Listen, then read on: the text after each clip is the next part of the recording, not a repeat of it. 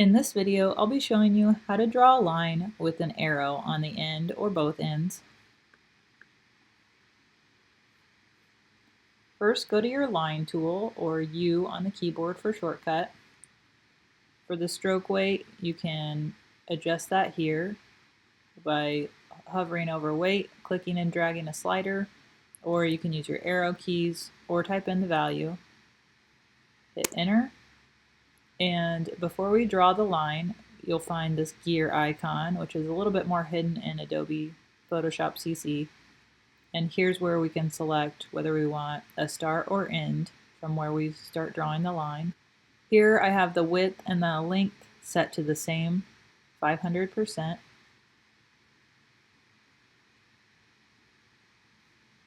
And you can see I do have a stroke. I'm gonna remove that and make it a fill instead.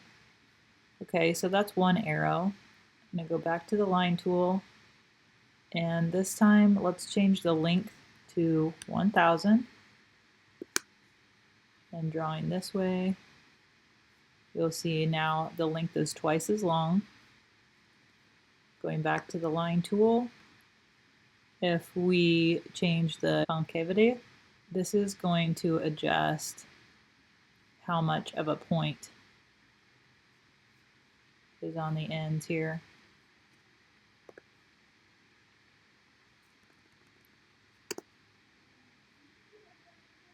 So you can play with this until it suits your needs.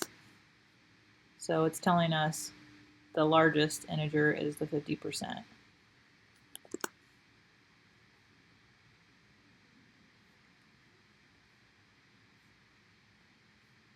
If this video helped you out, please like the video and subscribe. Thanks for watching.